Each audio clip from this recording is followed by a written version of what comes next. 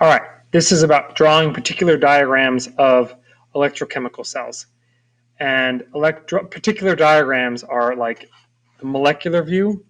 Here are my cathode and my anode, right? Copper, and my anode is aluminum, all right? And I'm just gonna show you how to draw some particular diagrams. All right, so there's our objective, to draw and analyze them. And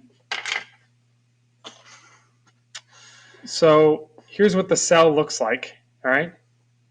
And here I've got this is a voltaic cell, galvanic. Here's my reduction, and this is oxidation, and here's reduction. I've got my salt bridge, and my salt bridge is filled up with a solution of, let's just say it's potassium nitrate. Okay? And what's going to happen? What are these things going to look like? How do I draw these? Well, your eye view of these things doesn't necessarily you're going to need to have an understanding of the particular diagram, what they look like at an atom level to draw these things. They look like these shiny metals, but in truth, the aluminum is built up. This is the aluminum. Okay, here's my aluminum. That says aluminum, particular drawing. Here's what it looks like. It looks like a bunch of atoms all stacked up together like a grid. And during the process of the cell operating, some of these atoms lose their electrons up into the wire, or send them up into the wire, and that atom that lost its electrons goes into solution. Right? It leaves the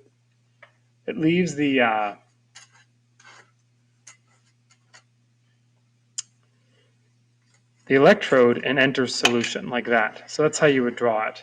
Okay? Where this is the aluminum that has now entered the solution, is now aqueous. All right? Now, this is copper. All right? Now, copper, you can see it looks identical to aluminum. They're both metals, so they're going to look like that. Very similar.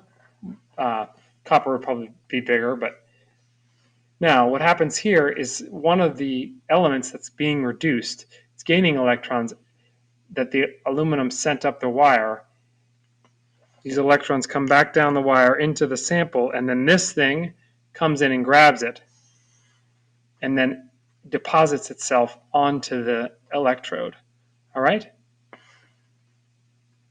So this is in this case, it's the copper 2+ is getting reduced, and then it deposits itself on the electrode. Okay, now the solutions, the particular diagrams, are a little trickier. This is the aluminum half cell, all right?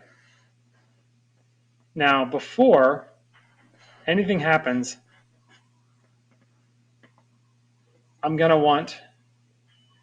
I need to know my solution. My solution is aluminum nitrate. So I've got 2 aluminums in there in solution, and then I'm going to need 1, 2, 3, 4, 5. I need another one. Should have 6. 1, 2, 3, 4, 5. Let's draw another one. 6. Okay. I've got 6 nitrates because that's what my solution is. Okay. Now one of these aluminums is going to enter the solution. So I'm essentially going to draw 3 now. 1, 2, 3. Okay.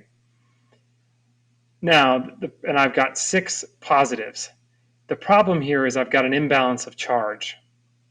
So what's going to happen is some of the nitrate from the anion from the salt bridge is going to come into the solution, and you'd want to balance at the charge. 1, 2, 3. Oh, I drew the wrong thing. I'd have 3 more pluses. I probably should have labeled them with the negative, but that'll keep the charge balanced.